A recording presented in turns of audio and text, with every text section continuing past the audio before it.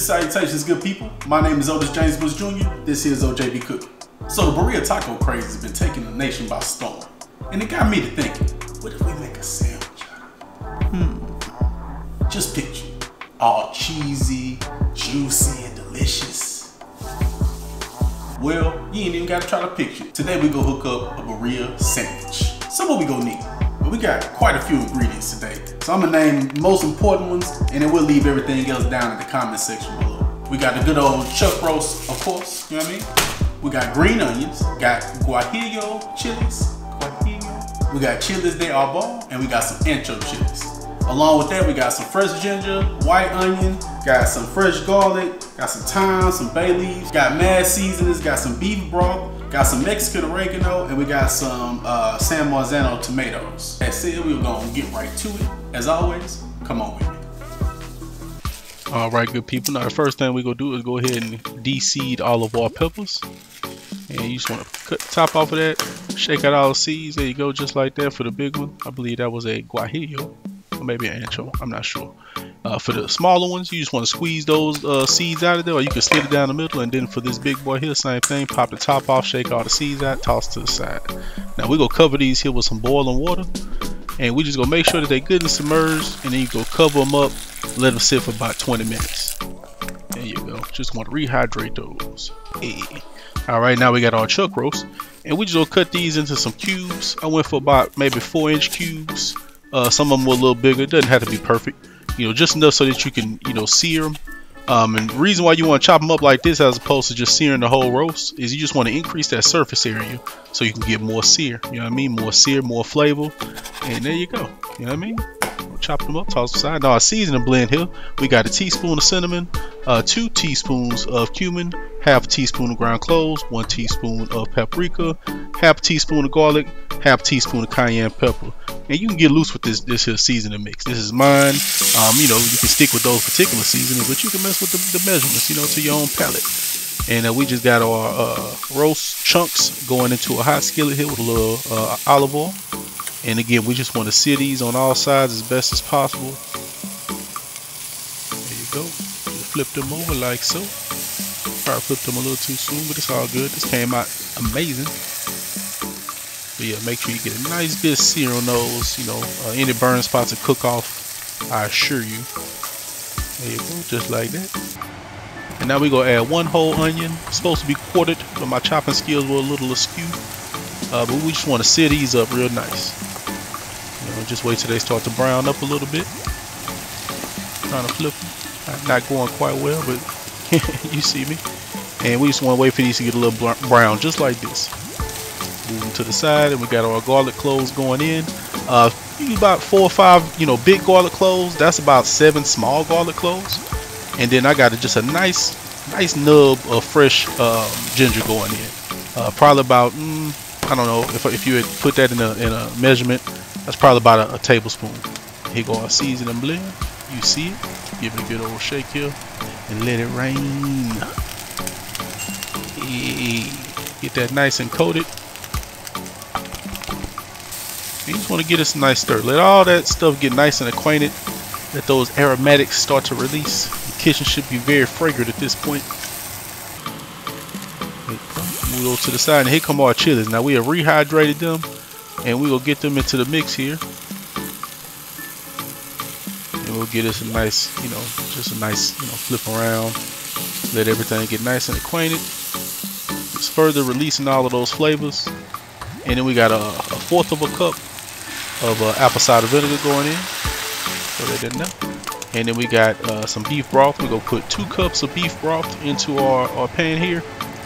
And then we just gonna let this simmer on out. I'll let this simmer for about 20 minutes. I also added some Mexican oregano that I forgot to get on camera. You can just throw that in, mix that in as well. And then I let everything simmer on down, just simmer down now. And then once I let it simmer for about 20 minutes, I cut it off and I let it cool, and I set it to the side. And now we're ready to blend it all up. We got a can of, that's a 24-ounce can of San Marzano tomatoes, but I used about half of that, so about 14 ounces of tomatoes. And I had to split my my blending up because my blender's only so big and I didn't want to mess anything up. So I just kind of took about, you know, 2 big cups of my mixture, you know, and about 7 ounces of tomatoes. Blend that up real nice like. There you go, just like so. And then I also threw in some fresh green onion. Just gotta have it around, you know what I mean? And that's about a half a teaspoon of salt going in. And you just want to salt this down to taste. You know, everybody's palate is different, but it's definitely gonna need a little bit of salt. I encourage you to salt it while you're mixing it, just like this. And you can just take a little spoon, taste it as you go, and make sure everything coming out as it needs to be. And as you can see here, we're ready to go ahead and douse our meat down with this. And we did this 2 times, you know what I mean? And I'm not gonna bore y'all with the second blend, but I will show you the second pour, just like so. There you go. There go the rest of my mixture. And all of my meat, as you can see, is nice and covered. And now we just will come and check on it, you know what I mean? It go 1 hour in, you know, just letting everything come together. Check back one time. We are 2 hours in now, and as you can see, it is bubbling. You know what I mean? Simmering on nice and slowly. I decided to do this in a crock pot, you know what I mean? Just so I wouldn't have to watch it just so closely. Here we are 4 hours in. Traditionally, this is done in the Dutch oven, in the oven. But you know, the crock pot came out fire. You know what I mean? So if you ever want to make some at the crib, you don't want to have to, you know, just hover over the oven all day. Good old crock pot. Living in about 6 hours. Nice and tender. Fork tender, in fact. Yeah, you see me. Yeah, check this out. I know you don't believe me. I know what you're thinking, man. You can't get no good burrito out no crock pot. Huh, boy. What you talking about? Look at that. Look at that. What y'all talking about, man? You gonna trust me one day. But yeah, man, this came out amazing. You know what I mean? So we just gonna chop this up with our fork, and we gonna add it back into our bowl here with lots of the consomme. That's the juice. You know what I mean? And then we got a nice big hoagie bread here, big French bread. I think this is what they call that. I cut my ends off, slice it down the middle, and we finna make us a good old sandwich, man. Yeah. Here you go.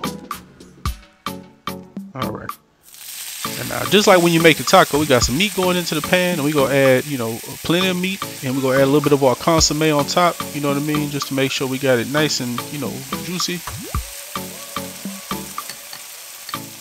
There you go. Add a little bit of that juice on there, just like so. Yeah. And then we got some Queso Oaxaca.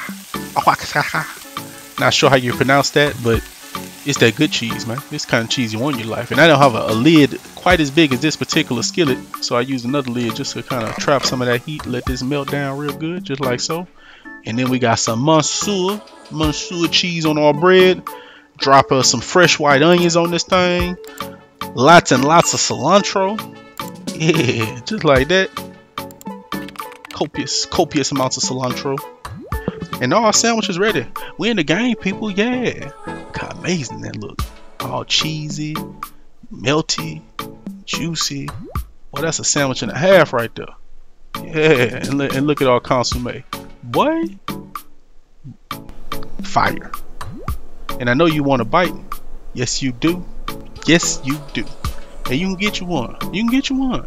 Go ahead and follow this good old handy dandy video. You know what I mean? And you can have your own right there at the crib. Look how beautiful that is, boy. Yeah. Time for a taste. Alright, good people. Moment of truth. Time to test it out. See what it do. Try to get a good look at this dip. Dip, baby. Dip. Check this out. Check this out.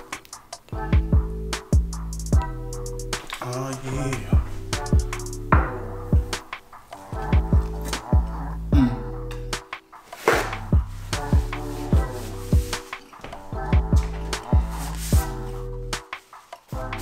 Let me tell y'all something, man. I don't usually be bragging. I don't usually be boasting. But this right here. I gotta be honest, I've eaten Birria Tacos before, and it was okay.